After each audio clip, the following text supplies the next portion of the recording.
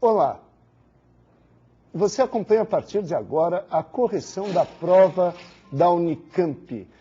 E para falar da prova da Unicamp, nada melhor do que o professor de Química do curso Objetivo, o professor aqui. Vamos, professor, como é que vai? Tudo bem? Tudo bem, Rogério? Tudo ótimo. Ótimo. O que tivemos na prova hoje, professor? A prova, no ponto de vista, foi muito bem elaborada, criativa, envolvendo combustíveis alternativos, impacto ambiental. Então, as duas questões de química foram muito bem elaboradas pela banca examinadora, eles estão de parabéns. Professor Eurico, teríamos como dimensionar a dificuldade da prova deste ano com a do ano passado? Não, a prova desse ano, eu acredito que em comparação à do ano passado, foi muito mais equilibrada, muito mais ponderada, inclusive, na primeira fase. E a questão é uma questão de atualidades, né? Impacto ambiental, biodiesel. Então, muito aluno que estivesse informado também dessas questões ambientais, acredito que com as informações da mídia, de jornais, etc., poderia se dar muito bem nessa primeira fase da Unicamp. Volto a repetir que a banca examinadora está de parabéns. Professor, então vamos tirar a curiosidade do internauta. Bom, pessoal, a primeira questão é aquela questão que envolvia o GNV, o gás veicular, e a primeira perguntinha que ele fez para você, lá no item A, o principal constituinte do GNV é o mais simples dos hidrocarbonetos. Gente, o mais simples dos hidrocarbonetos, um alcano, é o metano, né? Aquele hidrocarboneto pequenininho que tem apenas um átomo de carbono. E ele perguntava, escreva o nome desse hidrocarboneto e desenhe a fórmula estrutural. Bom, então o nome do hidrocarboneto é o metano, o formulinha CH4. Esse é o mais simples dos alcanos, é o principal constituinte do gás natural, que é utilizado no GNV, né, do gás natural veicular. E no desenho da geometria do metano, lembrando que o carbono é tetravalente e o metano faz 4 pares de elétrons com hidrogênio, quer dizer, o átomo central do carbono compartilhando 4 pares de elétrons, você teria uma geometria para o metano tetraédrica. Então, a resposta do item A da primeira questão, você teria a molécula do metano, né, o mais simples dos alcanos, como ele cita no texto, e a geometria, você teria que fazer a geometria tetraédrica para a molécula do metano. No item B, em relação ao próprio combustível, né, ao próprio metano, ele perguntava para você, mantendo a temperatura constante e mudando, obviamente, algumas situações de pressão e de volume, qual o volume que você obteria no final? Então, gente, era uma transformação isotérmica, ele cita aí no item B que a transformação ocorreria na temperatura constante, então você teria uma transformação isotérmica. Aplicando aquela equaçãozinha simples, P1V1 igual a P2V2, fazendo as substituições dos valores fornecidos, a pressão inicial 200 atmosferas, né? O volume inicial do tanque 100 litros, e a pressão sendo reduzida a 1 atmosfera, você acharia o volume final de 22 mil litros. Seria a resposta do item B, da questão número 1 aí da Unicamp. E o item C da questão número 1, considerando que na combustão o principal componente do GNV seja totalmente convertido em CO2, ele pedia a equação química da combustão. Gente, se você vai fazer a combustão, você tem que ter o combustível, que seria o metano, CH4. Para queimar qualquer combustível é necessária a presença do comburente, que seria o gás oxigênio. Então você teria que pegar o combustível, o metano, mais o comburente, que é o gás oxigênio. E produtos finais de uma combustão completa, você tem gás carbônico e vapor d'água. Então, essa seria a equação de combustão completa do metano. Então, você teria CH4 gás, mais 2 mols de oxigênio gás, fornecendo gás carbônico, CO2 no estado gasoso, e mais 2 mols de vapor d'água. E com isso você encerraria lá a primeira questão da Unicamp, tá? fazendo essa equação de combustão completa para o metano. A segunda questão da Unicamp, da prova de Química, tratava-se também daquele combustível alternativo, falava sobre o biodiesel, né, que é um combustível alternativo que nós estamos desenvolvendo aqui no Brasil. E a pergunta do item A, de acordo com as informações dadas no texto, após um processo que era transesterificação, que ele cita no texto, qual da fase interessa na obtenção do biodiesel? Seria a fase inferior ou a superior? Gente, a fase que interessa na obtenção do biodiesel é a menos densa, né? A superior, né, no caso. Pois era constituída de uma mistura de ésteres metílicos e etílicos. Então, você teria que optar pela fase menos densa, a fase superior, onde você teria lá nessa fase ésteres metílicos e etílicos. Essa era a primeira parte aí da segunda questão, parte A.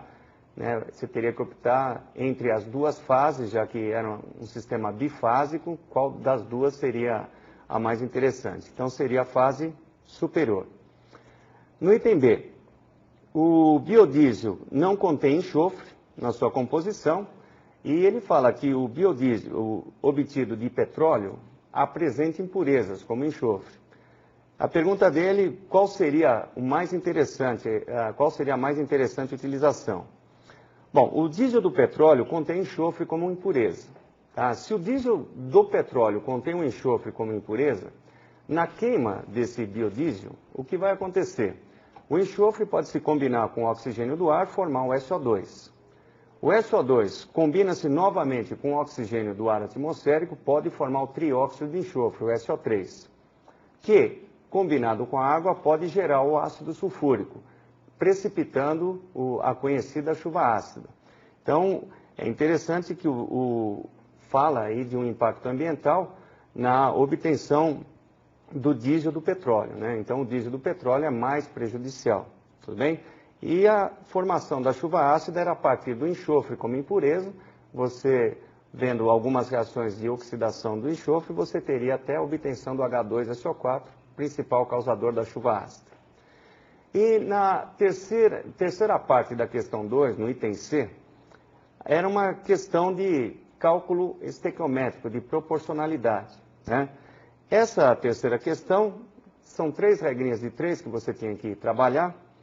Primeiro passo, o cálculo da quantidade do óleo diesel que é importado, que ele cita no texto, né, que anualmente se consome 36 milhões de litros de diesel, sendo que 10% é importado. Então, o primeiro cálculo, uma regrinha de 3. 36 milhões de litros, 100%, a importação total. 10% você vai achar a quantidade proporcional, seria 3,6 bilhões de litros, é o que você acompanha aí. A segunda parte, o cálculo da quantidade de óleo vegetal que pode ser transformado em biodiesel. Você teria que fazer uma outra proporcionalidade, uma outra regrinha de 3, onde você tem 3,6 bilhões de litros, corresponde ao total, 100%. 50%, você teria a quantidade de 1,8 bilhão de litros. E finalizando esses cálculos, o cálculo da porcentagem da diminuição do óleo diesel refinado importado, você teria 3,6 bilhões seria o total 100%, 1,8 bilhão, um total de 50%. Né? E com isso você chegaria na resposta do item C e acredito encerrando a parte de química aí com uma tranquilidade muito grande. Professor, a Paula do Morumbi mandou um e-mail e perguntava se o professor teria alguma dica para a FUVEST. É claro que nós temos diferentes provas de primeira fase, né? Mas há uma dica que o professor poderia dar para a química? Olha, para a FUVEST, pelo menos a grande tendência da FUVEST é eles buscarem também a química do cotidiano. Porque cada vez mais as bancas examinadores querem aproximar a química o mais do aluno, né? Então, eu acredito que o aluno deve, para a primeira fase, buscar mais a química do cotidiano, como, por exemplo, a Unicamp buscou, né, tratando combustível veicular, tratando impacto ambiental, falando sobre biodiesel. Então, acho que para a FUVEST também, muita coisa do teu dia a dia, envolvendo a química, você tem que ficar um pouquinho atento, né? Então, se preocupar com a química do cotidiano e se preocupar também com a parte de química orgânica, que geralmente é a maior tendência. Perfeito, professor. No caso dos alunos, o Hélio, por exemplo, de Alphaville, está perguntando o seguinte: como faria para fazer uma revisão, né, nessa última semana antes da FUVEST? Bom, como eu falei, nos principais tópicos, né, que é difícil agora você direcionar uma revisão específica, claro. Mas vamos citar os principais tópicos. Eu acredito que química orgânica, a parte de funções da química orgânica, a parte das principais reações de combustão completa, combustão incompleta, a esterificação, como a Unicamp pediu. Então, nessa parte de química orgânica, rever todas as funções e algumas principais reações. E na química do cotidiano, saber quimicamente algumas situações que nós temos no dia a dia, né? Como combustíveis alternativos, como o GNV, como o biodiesel, como o álcool etílico, né? Então, o aluno tem que estar por dentro dessa situação de combustíveis alternativos que o mundo está buscando e que envolve diretamente a parte de química. Além de substâncias que ele encontra dentro de casa, né? Saber algumas definições de sabão, de óleo, de gordura, quer dizer, esses detalhes, mas eu acredito que nessa primeira fase da FUVEST o aluno tem que ficar um pouquinho mais atento. Pois é, professor Eurico, muito obrigado. O internauta com certeza ganhou bastante e vale muito a dica de um professor experiente como o professor Eurico. Por quê?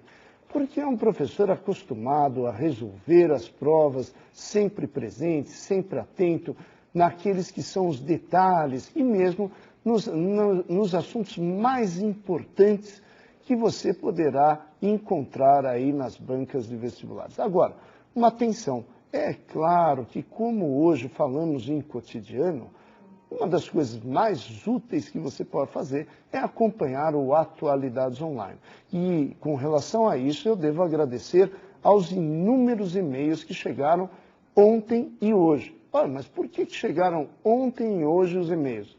Porque muitos internautas acompanharam os programas que já estão gravados, que estão à disposição de Atualidades Online e mandaram e-mails parabenizando. Dentre eles, sempre aqui, veja bem, o Renan, Eduardo, olha, Jaguaritinga com o Hélio, olha aí, muita gente mandando recados, inclusive professor Marcelo aqui conosco, muitos elogios com relação à sua aula. Professor Marcelo aqui conosco vai falar da parte de biologia da prova da Unicamp, mas antes, professor, muitos e-mails perguntam o seu site. E para a revisão da FUVEST, isso talvez venha a ser interessante, assim como o nosso programa, o professor disse no programa os sites, e os internautas pedem insistentemente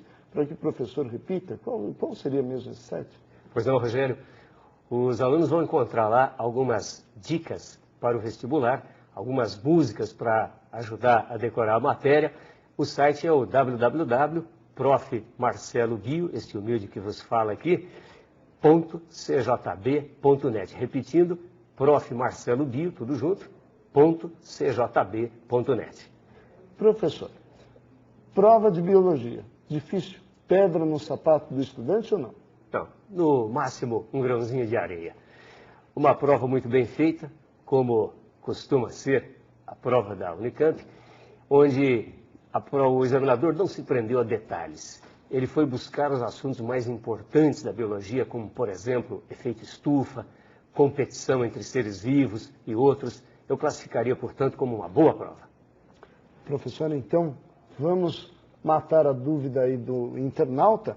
E, internauta, você pode mandar e-mails, assim como alguns já estão mandando, para poder, qualquer dúvida, aproveitar a presença do professor Marcelo.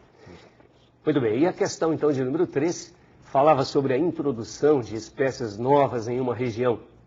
O item A pedia, então, dizia assim: por que é que a introdução de uma espécie nova em uma região pode, às vezes, levar à extinção das espécies nativas, as espécies que já vivem lá? E a explicação é que, quando você introduz uma espécie nova em uma região, essa espécie que você está introduzindo pode prejudicar as que já estão lá por mecanismos de competição, ou predatismo, ou parasitismo, ou outros. Vamos dar um exemplo, que é o exemplo que ele citava aí nessa questão do molusco. Quando você coloca o mexilhão em um local onde ele não existia, o mexilhão pode competir com as espécies que já estão lá por alimento. O mexilhão rouba alimento dos outros seres vivos, podendo levar esses outros seres à extinção. O item B pedia para indicar uma característica que diferenciasse os moluscos bivalves dos outros tipos, das outras classes de moluscos. Bom, o próprio nome já diz, bivalve. Né? O que são bivalves? São aqueles moluscos que têm a concha dividida em duas partes, que a gente chama de valves. É o caso da ostra, marisco, mexilhão. Então, essa é uma coisa que diferencia a existência de concha dividida em duas partes. Uma outra característica que o aluno poderia citar é a ausência de rádula. A rádula é uma estrutura para digestão mecânica que existe em todos os moluscos, mas não nos bivalves. O item B pedia ainda para indicar uma característica que permitisse incluir o bivalve como um molusco. Bom, de novo, o nome já diz tudo. A palavra molusco vem do latim molus, que quer dizer mole. E os bivalves têm o corpo mole, então têm que ser incluídos ali dentro dos moluscos. O item C dizia que naquelas áreas onde existe grande risco de contaminação pelo vibrião colérico, as pessoas devem evitar comer ostra, marisco, que estejam crus. E perguntava esse item C o porquê disso. É muito simples, é que esses animais, ostra, marisco, mexilhão, chamados bivalves, são animais filtradores. Eles, com as brânquias, filtram a água do ambiente onde vivem para a obtenção de alimentos. E ao fazer essa filtração, o bivalve pode, então, adquirir e reter micro-organismos, como, por exemplo, o vibrião colérico, que era citado aí na questão. Passemos, então, para a questão de número 4. Questão que falava sobre o efeito estufa. E deixa eu dizer, Rogério, efeito estufa não é aquela história quando você vai ao restaurante, quanto mais você come, mais você estufa, né? Não, não, não. O efeito estufa é o aumento da temperatura na superfície terrestre. O item A pedia para explicar qual a relação entre os gráficos A e B que aparecem aqui à minha esquerda. O gráfico B mostrava o aumento da quantidade de gás carbônico na atmosfera. E o gráfico A mostrava o aumento da temperatura no planeta. Então, a gente poderia deduzir, olhando para esses dois gráficos, que o aumento da quantidade de gás carbônico na atmosfera poderia levar ao aumento da temperatura global. Há uma relação direta entre os dois. O mesmo item A perguntava de que maneira essas coisas estariam relacionadas com o efeito estufa. E o que acontece é que o CO2 permite a passagem dos raios solares que vão provocar o aquecimento do planeta. Mas esse CO2 é, de certa forma, um isolante térmico. Ele impede a passagem dos raios infravermelhos, raios de calor. Dessa maneira, então, o planeta vai esquentando porque o raio infravermelho não consegue sair por causa do CO2. O item B perguntava por que a intensificação do efeito estufa seria prejudicial à Terra. Porque o aumento da temperatura poderia causar o descongelamento das calotas polares, de geleiras, e isso poderia levar à elevação do nível do mar, levando à inundação de cidades litorâneas. Além disso, o aumento da temperatura poderia provocar alterações climáticas graves no planeta. Finalmente, o item C pedia que o aluno indicasse uma outra atividade humana que pudesse contribuir para o efeito estufa.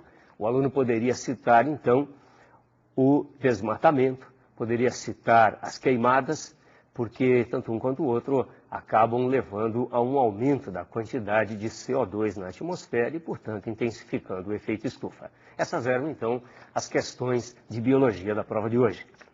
Pois é, professor. E o Marco lança aqui uma pergunta, ele tem uma dúvida, ele fala assim: pode-se falar duas conchas ao invés de duas valvas ou não, professor? Não. Trata-se, a gente considera que seja uma concha só, dividida em duas partes, e estas partes são chamadas de valves. Né? Não diga duas conchas, diga uma concha dividida em duas partes chamadas valves. Pois é, professor. E a Ângela, da Paulista, faz a seguinte pergunta: qual seria a dica para a FUVEST? Todo mundo quer saber quais são as dicas dos professores do curso objetivo para a FUVEST. Perfeito. A gente conta e canta essa dica aqui, porque você sabe, né, que quem canta seus males espanta, e além disso ainda acerta a questão no vestibular. Né? A gente fala nas aulas, Rogério, cante aqui para não dançar lá. Né? Então, olha, uma coisa que sempre cai é doença.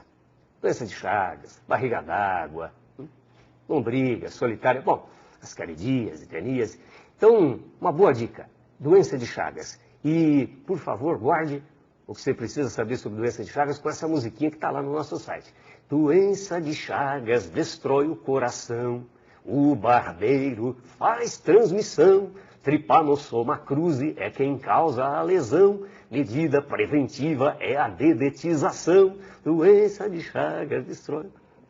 Professor, até aproveitando, o Renan havia já deixado um e-mail que nós acolhemos lá do Atualidades Online, em que ele dizia como fazer uma revisão, claro, não existe uma revisão rápida de biologia, mas uma revisão por tópicos que o professor considerasse aí principais. Sim. Olha, excelente pergunta, porque às vezes, Rogério, a gente vai estudar para o vestibular, a gente que eu falo, o aluno, né? Nós professores, o Rogério sabe disso, nós estamos aí, né, o quê? Há 30 anos aí dando aula, vendo vestibulares, então a gente sabe mais ou menos o que cai, o que não cai, a gente sabe o que é que tem chance de cair, o que é improvável que venha a cair. E, então, se você for pegar mesmo o filé mignon da matéria, se você for pegar aquilo que é importante mesmo, fica bem pouca coisa para decorar. E eu coloquei nesse site que eu deixei para vocês aí agora, que mais uma vez é o www.profmarcelobio.cjb.net, eu coloquei lá toda a matéria da biologia dividida por assuntos. Então, tem lá citologia, tem genética, tem botânica, tem ecologia. E dentro de cada um desses assuntos, o que é importante, o que é realmente fundamental. Se você der uma passadinha de olhos naquele resumo lá, naquelas dicas, eu acho que você vai acertar muitas questões mesmo no seu vestibular. Pois é, professor. Muito obrigado, professor Marcelo. E nós lembramos a vocês que vocês têm o Atualidades Online. Toda vez que perguntam a respeito de dicas, eu sempre volto dizendo, aproveite também o que nós temos no Atualidades Online. E, por falar nisso, para quem ainda não sabe, Atualidades Online é programa de toda segunda-feira, às 15 horas da tarde. Amanhã, aliás, nós temos a revisão de literatura com a professora Lu.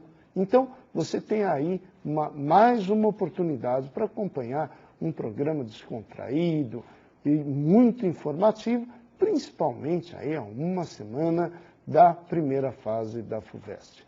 Bom, você que está aí acompanhando a nossa transmissão, atenção, você pode mandar e-mails, muita gente já está aproveitando esse procedimento interativo, mas você que ainda não percebeu, no menu abaixo da tela, você tem lá, se passar o mouse, você vai encontrar ali um espaço onde surge uma mensagem, que é justamente e-mail, mensagem. Mande para a gente e aproveite para tirar dúvidas, ou mesmo fazer aí uma conferência com a correção, inclusive aproveitando agora a presença do professor Sena. Professor Sena, como vai? Tudo bem? Professor, difícil a prova de matemática? Bom, boa noite, Rogério. Boa noite, alunos do Objetivo, internautas. Prova da Unicamp, tradicionalmente, são duas questões bem simples, bem diretas, os cálculos não são complicados. Acho que foi uma prova tranquila. Opa, então, professor, vamos tirar a curiosidade. Perfeito. Então vamos à resolução. As questões eram as de números 5 e 6. Na questão 5, como foi uma prova temática envolvendo meios de transporte, a questão 5 falava sobre o total de acidentes de trânsito na cidade de Campinas. E esse total de acidentes sem vítimas por 10 mil veículos no período entre 97 e 2003 era dado através de uma tabela. A frota da cidade de Campinas era composta por 500 mil veículos em 2003 e era 4% menor em 2002. E no item A, o examinador pediu o número total de acidentes de trânsito ocorridos em Campinas em 2003. Então, uma questão de leitura de gráfico, interpretação de gráfico, era, olhando na tabela, verificar que em 2003 o número de acidentes tinha sido 296 por 10 mil veículos. Então, 296 por 10 mil veículos, num total de 500 mil veículos da cidade de Campinas, dava um total de 14.800 acidentes ocorridos em 2003. E no item D, a pergunta era o número de acidentes com vítimas ocorridos em Campinas em 2002. Então, de novo, fazendo uso da interpretação do gráfico, da tabela que era dada, em 2002 houveram 334 acidentes por 10 mil veículos, com 274 por 10 mil veículos, acidentes sem vítimas. Portanto, como a pergunta era o número de acidentes com vítimas, a diferença, 333 menos 274, que daria 60 acidentes com vítimas em cada 10 mil veículos. E no ano de 2002, o número de veículos da cidade de Campinas era 4% menor do que em 2003. Se em 2003 eram 500 mil veículos, 4% a menos, fazendo cálculos, você teria 96% desses 500 mil. Se você fizer essa conta toda, então, 60 por 10 mil vezes 96% desses 500 mil veículos, você vai encontrar um total de 2.880 acidentes com vítimas em 2002 na cidade de Campinas. E na questão de número 6, um exercício clássico, tradicional em matemática, que falava que uma empresa possuía 500 toneladas de grãos em seu armazém e precisava transportá-las ao Porto de Santos, que ficava a 300 quilômetros de distância. O transporte podia ser feito por caminhões ou por trem. Para cada caminhão utilizado, pagava-se R$ 125 de custo fixo, além de 50 centavos por quilômetro rodado. Cada caminhão ainda tinha capacidade de transportar 20 toneladas de grãos. Para cada tonelada transportada por trem, agora, pagava-se R$ 8 de custo fixo, além de 0,015 centavos de real por quilômetro rodado. Com base nesses dados, no item A, a pergunta era qual o custo do transporte dessas 500 toneladas de grãos por caminhão e por trem.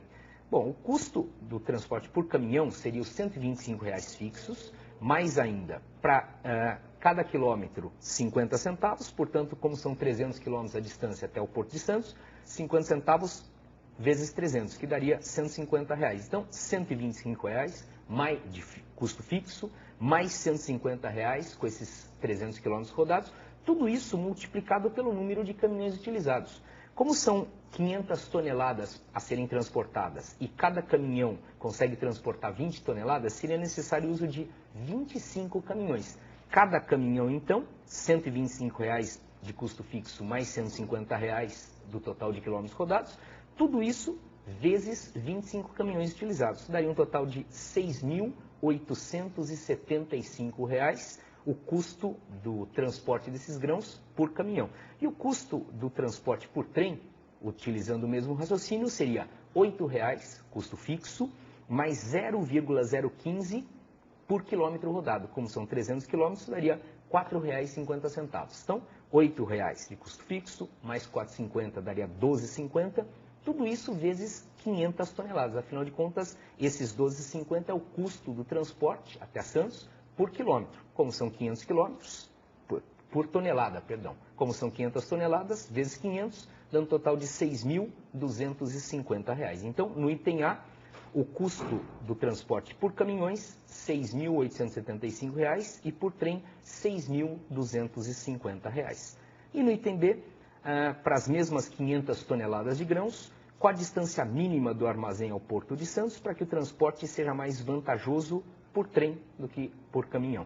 Então, é uma inequação do primeiro grau. Se você imaginar X quilômetros, essa distância conveniente para que seja mais vantajosa o transporte por trem, o custo do transporte por trem deve ser menor do que o custo do transporte por caminhão. Então, o custo do transporte por trem, R$ 8,00 mais 0,015 vezes X, que é a distância que a gente vai tentar descobrir, para que seja mais vantajoso por trem, tudo isso vezes 500 toneladas. Deve ser menor do que 125, que era o custo fixo por caminhão, mais 0,5 vezes X, tudo isso multiplicado por 25 caminhões. Portanto, esse X, resolvendo essa inequação, deve ser um número maior do que 175 quilômetros. Para qualquer distância acima de 175 quilômetros, o transporte por trem seria mais vantajoso.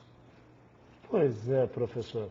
E aqui uma pergunta do Renan, que envolve, como sempre aí, as dicas para a FUVEST. Está todo mundo fazendo Unicamp e de olho na FUVEST. Que dicas podemos dar, professor? Bom, a prova da FUVEST, na primeira fase, como é uma prova para todas as carreiras, as questões de matemática não são tão complicadas, tão trabalhosas. Normalmente, os examinadores da FUVEST procuram associar algumas questões com o dia a dia do vestibulando. Então, questões envolvendo porcentagem, geralmente é uma dos assuntos abordados em uma das 12 questões. Logaritmo ou um teorema de Pitágoras. Lembrar ainda da área das principais figuras planas e o volume dos principais sólidos em matemática. A parte de funções é uma questão quase que obrigatória nessa primeira fase. Na parte de trigonometria, dá uma relembrada na trigonometria dentro do triângulo retângulo. Na parte de geometria analítica, equação de reta e equação de circunferência. E um exercício envolvendo probabilidade com a ajuda do cálculo de análise combinatória. Esses seriam os assuntos mais importantes da parte de matemática. Pois é, professor Seno. Professor, eu agradeço a presença e sempre essas dicas muito oportunas que o estudante com certeza está anotando. Bom, e para dizer aqui, o nosso Pedro Germano mandou um e-mail e ele diz a respeito da questão 4. Ele fala assim, olha, puxa, temos outra atividade que o homem, ou pelo menos o Pedro, havia comentado, né, Pedro? Que colocou como outra atividade que o homem também contribui para o efeito estufa, no caso, a poluição industrial causada pelas fábricas com a emissão de CO2. Bom, se a poluição provocada pelas fábricas tem emissão de CO2, evidentemente você está respondendo aquilo que está sendo pedido. De fato, temos muitos poluentes produzidos por fábricas, mas como você avisou, foi claro que é com emissão de CO2, você acabou colocando exatamente aquilo que havíamos indicado como resposta. Perfeito aí, Pedro? Bom, nós vamos continuar agora aproveitando para falarmos da prova da Unicamp, mas com a disciplina, com as questões que são referentes à disciplina de Geografia. Professora Ive, tudo bem? Boa noite. Tudo bem, boa noite a todos. Como é que foi a prova? Olha, a prova foi de alto nível, como se poderia esperar, da Unicamp. Uma prova muito bem elaborada, um tema interessante, que deu para abranger todas as disciplinas praticamente, né, e todas as questões. Um assunto ligado ao cotidiano do aluno, que é o transporte, né, ligado ao seu dia a dia e que tem condições de realizar. Não foi uma prova muito simples, mas foi uma prova muito boa, muito bem elaborada. Toda vez que a professora fala em prova de alto nível, eu fico preocupado com o internauta. Eu não sei porquê. Então teve, assim, um pouco de tempero para essa prova de geografia, professora? Teve uma criatividade especial, um tema interessante que eles abordaram, que foi um projeto retomado, um projeto antigo, né, de cerca de 45 anos atrás, uma proposta da Rota da Seda, ligando a Europa à Ásia, e que agora vem sendo retomada por alguns países da Europa e Ásia, que inclusive o projeto foi ratificado por alguns países e tende a ser viabilizado. Um artigo da Folha de São Paulo, um artigo de 2004, né? Portanto, um artigo relativamente recente, né? E o outro tema também sobre a malha ferroviária do Brasil, um assunto bastante pertinente, as ferrovias que tiveram seu auge durante o período da cafeicultura, né? Tanto com capital estatal quanto capital particular dos cafeicultores, também tende a ser retomada agora com a privatização ocorrida na década de 90, e no sentido de incrementar o transporte, principalmente de carga, né? Utilizando não só o eixo ferroviário, embora periférico, né? Escoador de recursos, continua tendo essa mesma política que já teve no passado, mas inclusive criando a modalidade, o intermodal, que é o transporte que integrará a ferrovia, rodovia, caminhão, ferrovia, porto e assim sucessivamente. Isso tende a ser priorizado mesmo pelo Ministério dos Transportes. Até porque atualmente se discute muito a questão da infraestrutura, não é, professora? Então, com certeza um assunto aí que está na mídia, bastante interessante. Professora, então vamos tirar a curiosidade aí do internauta, dando aí uma indicação das respostas que nós aconselharíamos para o internauta. A nossa 7ª questão começa tomando forma com os 45 anos depois de ter sido proposta, a Rota da Seda, que na antiguidade ligava a Europa à Ásia, né?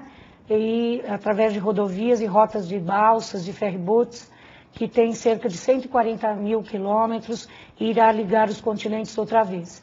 Esse era o título, então, do texto, e a primeira pergunta da Unicamp era: que circunstância política internacional foi responsável pelo adiamento do projeto? Bom, o projeto foi interrompido nos anos 50, especificamente no período da Guerra Fria, cuja preocupação era outra, eram preocupações geopolíticas, de ordem geomilitar, estratégica entre as superpotências, e não necessariamente a viabilidade desse tipo de transporte ou de ligação, né? Então, foi dentro do contexto da Guerra Fria. A letra B: a construção de tal sistema viário ajudaria a reduzir o isolamento geográfico de muitos países asiáticos. Cite 2 fatores que determinam este isolamento. Claro que a letra B estaria relacionada ao isolamento geográfico representado pelas grandes distâncias que deveriam ser vencidas por numerosos países para poderem sair ao mar, né? Países da Ásia Central, países da Europa Oriental, a presença de maciços montanhosos, né? A presença de desertos, grandes altitudes que deveriam ser vencidas, portanto dificultando um traçado de transporte, as condições climáticas rigorosas, adversas, ou extremamente frio ou extremamente quentes, né? E as extensas áreas florestais, como por exemplo a taiga siberiana, a grande floresta de coníferas. Então seriam fatores de ordem natural, né, que dificultariam e levariam a este isolamento geográfico. E a letra C: por que países como o Japão, a China e Coreia do Sul, principais economias asiáticas, podem se beneficiar com a implantação desse sistema viário? É óbvio que essa interligação dos países do Extremo Oriente, como a China, o Japão, a Coreia do Sul, economias tão dinâmicas, né, facilitaria o aumento do comércio, intensificaria esse comércio com países da Ásia Central, da Europa Oriental. Além disso, o projeto visa ajudar países interioranos, tais como o Cazaquistão, o Uzbequistão, o Turcomenistão, a Quirguistão, antigas repúblicas soviéticas, o Azerbaijão, além da Mongólia, o Butão e Nepal, né, alcançarem rotas importantes até os portos marítimos. Portanto, teríamos aí uma sugestão de resposta para a nossa questão número 7. A 8ª questão, a respeito do mapa de malha ferroviária do Brasil, apresentando as estradas de ferro que nunca constituíram efetivamente uma rede nacional, mas sim são áreas periféricas, ferrovias isoladas, ligando o porto até uma área de produção, né? Linear, né? e não integradora. Essas seriam as características do nosso traçado ferroviário. E a letra A da Unicamp perguntava exatamente isso: por que a malha ferroviária do Brasil nunca constituía uma rede nacional, não é? Justamente porque a preocupação era escoar o produto da sua área de produção até o porto, e não necessariamente integrar uma área a outra, um estado a outro, uma região atual a outra, correto? A letra B, há propostas recentes de retomada de construção de ferrovias, como se pode observar no mapa ao lado. Que razões explicaria essa retomada, né? Bom, após a privatização, as concessionárias estão interessadas em intensificar o transporte, principalmente o de cargas, como já mencionamos anteriormente, né? E visando atender áreas como, por exemplo, a Amazônia Legal, o norte de Mato Grosso, justamente para escoar a produção de soja, a produção agrícola das frentes agrícolas, até os portos, ou então o escoamento da madeira, correto? E, finalmente, a letra C, cite uma razão para o adensamento da rede ferroviária no estado de São Paulo. Bom, o estado de São Paulo, todos nós sabemos que foi a base da cafeicultura, né? A época mencionada, entre 1870 a 1930, foi um período de grande intensificação do comércio do café. Portanto, neste momento, as ferrovias também se ampliaram, né, para chegar-se até o Porto de Santos. Nesse sentido, a malha ferroviária no estado de São Paulo foi a mais densa implantada no país até o presente momento. Pois é, professor, e nós temos aqui uma dezena de e-mails. Pois é, o seu olhar surpreende. Pois é, não, algumas coisas são a respeito das perguntas, né, da correção, e nós temos aqui o Marco, ele fala assim: pode-se dizer que a malha rodoviária do Sudeste, e ele considera isso como item C da questão sobre este assunto, é profunda em virtude da intensa industrialização na região? Poderia usar isso na resposta? Ele está se referindo à malha rodoviária, pois é, não à ferroviária. Sim, pois é.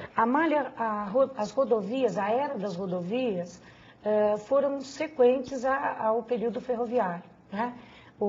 A indústria automobilística, o automobilismo, principalmente nos anos 50, o governo JK, plano de metas, a ênfase foi para o transporte rodoviário, para o rodoviarismo e, posteriormente, a implantação da indústria automobilística. Então, ele tem razão, quer dizer, o automobilismo está ligado à indústria, está ligado a uma maior urbanização da região sudeste. Isso tem a ver, está perfeito. Só que a Unicamp não se referia à rede rodoviária, mas sim à malha ferroviária que antecedeu as rodovias, né? A primeira ferrovia foi instalada aqui no Sudeste, no Rio de Janeiro, não é? Tinha apenas 14,5 km, etc., com uma outra intencionalidade, que era servir a família imperial. Agora, esta intensificação que a Unicamp está se referindo é o momento da cafeicultura, posteriormente complementado pela indústria. Mas a indústria não se utilizaria tanto da ferrovia quanto no momento da era rodoviária. Perfeito, correto? Olha aí, uma atenção especial para essa resposta, portanto. O Pedro Germano, ele faz o seguinte comentário: na questão de número 7, coloquei que a circunstância política internacional foi a Segunda Guerra Mundial, mas não coloquei Guerra Fria. Comentei sobre o socialismo, capitalismo, cortina negra, mas nada de Guerra Fria. Será considerada essa questão? Teremos alguma coisa para o Pedro? Eu acredito que ele queira se referir à cortina de ferro. Exato, né? Por isso que eu até assinalei. Cortina de ferro. Exato. E dentro do contexto da Segunda Guerra Mundial, claro que se originou a Guerra Fria. Eu acredito que algum tipo de consideração em termos de conceito eles vão dar, mas não na íntegra. Sim. Professora, apenas mais uma aí, tá? Pergunta vamos aqui.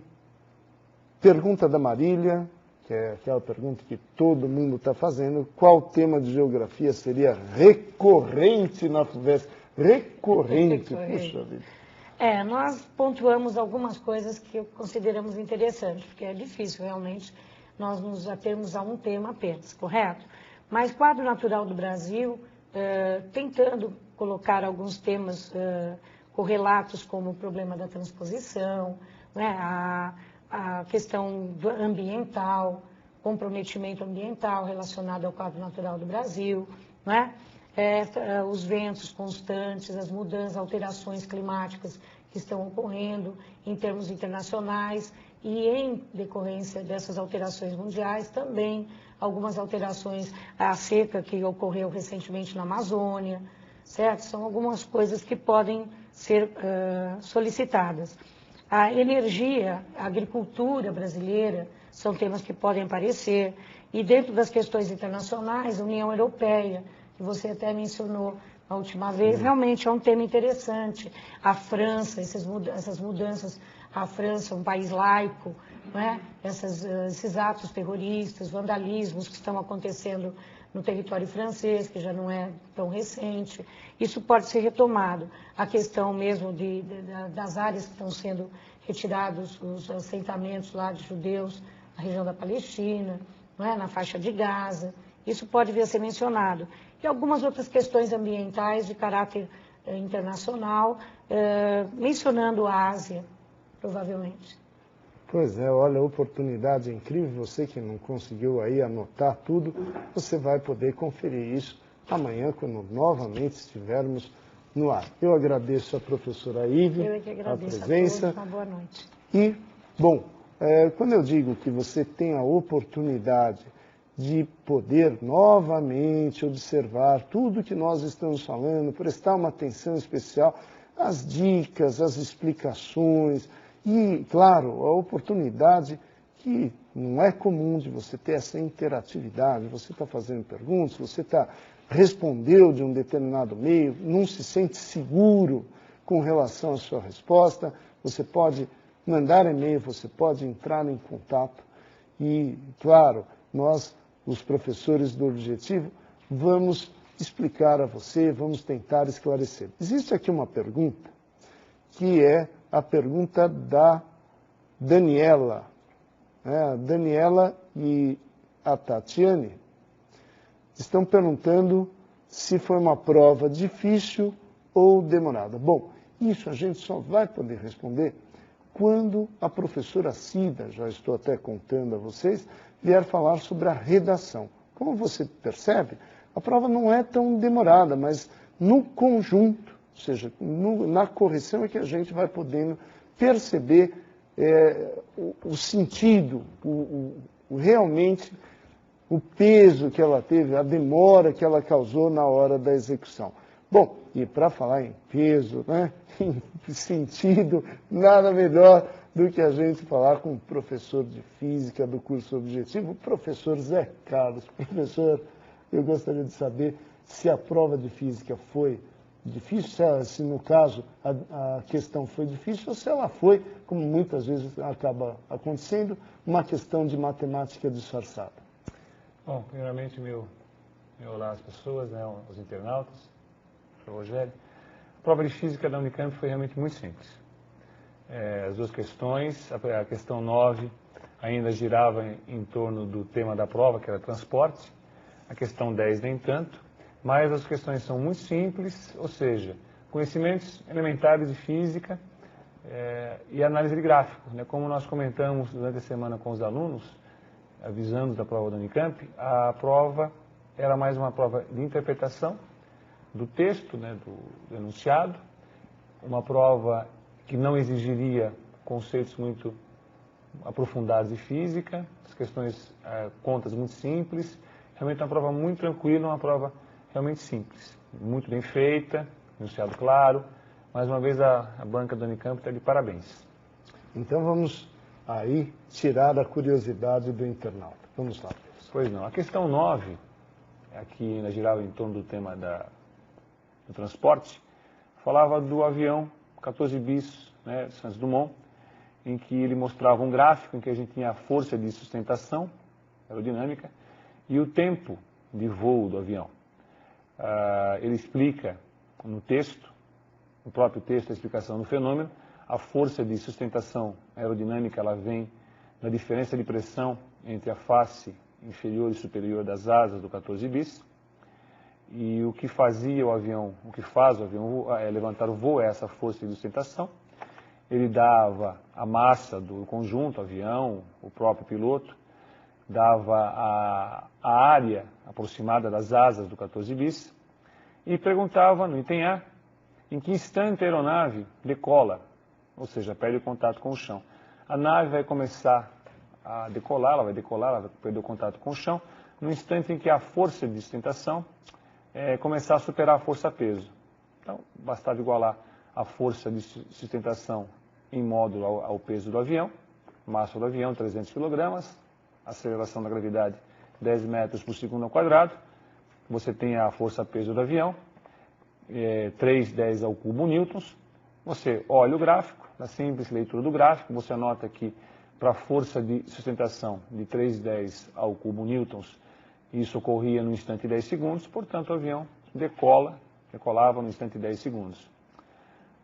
Na pergunta B, ele perguntava qual era a diferença de pressão, a pressão inferior e a pressão superior nas asas do avião, no instante T20 segundos. Você retornava o gráfico, no instante 20 segundos você notava que a força de sustentação correspondia a também 3 vezes ao cubo newtons. Ora, a diferença de pressão, como o próprio enunciado dizia, por causa da força de sustentação vem dessa diferença de pressão. Então, a diferença de pressão é essa força de sustentação pela área da asa. Você tem a força, você tem a área das asas dada no enunciado, 310 ao cubo dividido por 50.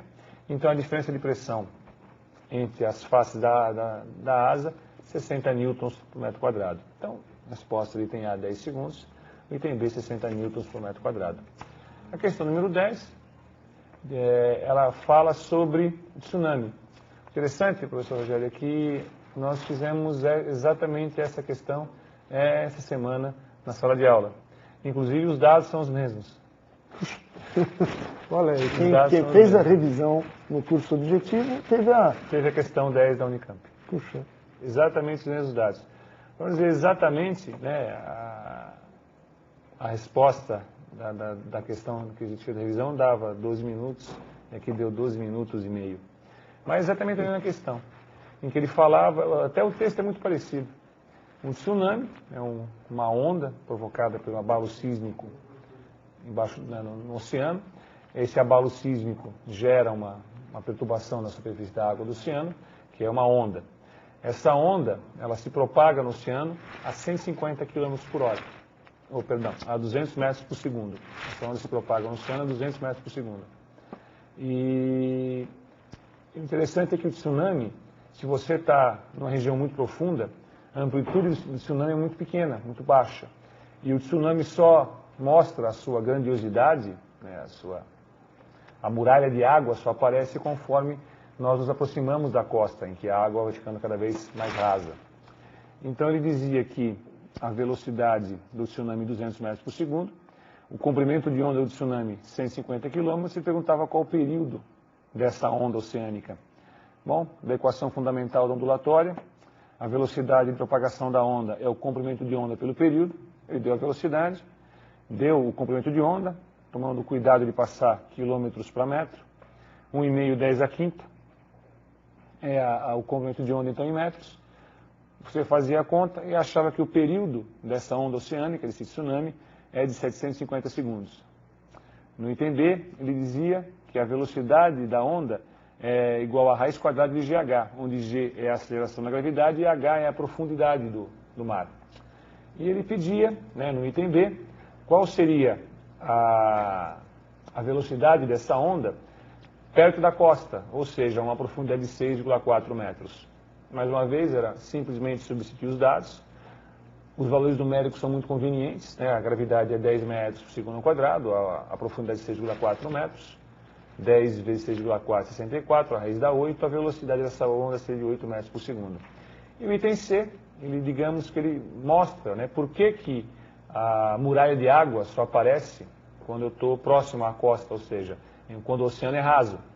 Ele diz que, por uma questão de conservação de energia, o examinador alega que o produto VA quadrado, ou seja, V, a velocidade de propagação da onda, E a amplitude, ou a altura da onda, como ele mesmo disse, é uma constante durante a propagação. Ele afirma que se a amplitude da onda no local de formação de tsunami fosse 1 metro, o que em alto mar, uma marola, um barco que estivesse em alto mar, e o tsunami passasse por esse barco, provavelmente ninguém no barco notaria que o tsunami passou. Em alto mar ele tem uma amplitude de apenas 1 metro. Mas quando essa onda se aproxima da costa e a profundidade passa a ser 6,4 metros, qual é a amplitude dessa onda? Qual é a altura dessa onda? Ora, como nós vimos entender, numa profundidade de 6,4 metros, a velocidade da onda é de 8 metros por segundo. Então, impondo a constância do produto v a quadrado, então nós temos que a velocidade vezes a amplitude ao quadrado final, ou na posição 2, é igual a velocidade vezes a amplitude ao quadrado na posição 1. Substituem-se os dados e obtém-se que a amplitude próxima à costa seria de 5 metros. Aí realmente nós temos aquela parede de água que todos nós vimos naquelas cenas dramáticas, né, do tsunami que se abateu ali sobre a